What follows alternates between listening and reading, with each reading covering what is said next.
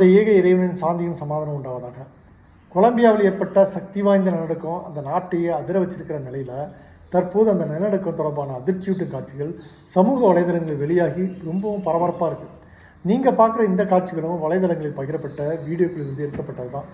கொலம்பியாவின் மேற்கு பகுதியில் August 10 7.4 magnitude அளவில் சக்தி வாய்ந்த நிலநடுக்கம் ஏற்பட்டுள்ளது.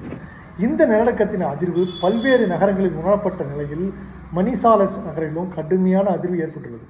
நாம் பார்க்கும் காட்சிகளில் மணிசாலஸ் நகரில் உள்ள வரலாற்று சிறப்புமிக்க cathedral basilica of our lady of the rosary தேவாலயமும் நிலநடுக்கத்தின் போது கடுமையாக அதிர்வதை பார்க்க முடிகிறது. கட்டிடங்கள் குலுங்கிய நிலையில் பொதுமக்கள் அச்சத்திலும் பாதுகாப்பான இடங்களை நோக்கி போகிறத நம்ம பார்க்கணும்.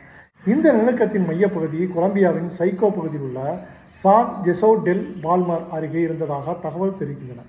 இந்த நிலநடுக்கத்தின் தாக்கம் மணிசாலஸ் மட்டுமின்றி காலி, பெரேரோ, கிப்டோ உள்ளிட்ட பல பகுதிகளில் உணரப்பட்டுள்ளது. பல இடங்களில் கட்டிடங்கள் சேதமடைந்துள்ளது. மீட்பு பணிகளும் தொடர்ந்து நடைபெற்று வருகிறது.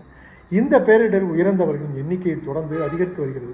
சமீபத்திய சர்வதேச செய்தி அறிக்கையின்படி 250க்கும் மேற்பட்டோர் உயிரிழந்துள்ளதாக தகவல்கள் வெளியாகியுள்ளன. மேலும் பலர் காயமடைந்துள்ள நிலையில் இடிபாடுகளில் சிக்கியுள்ளனர்.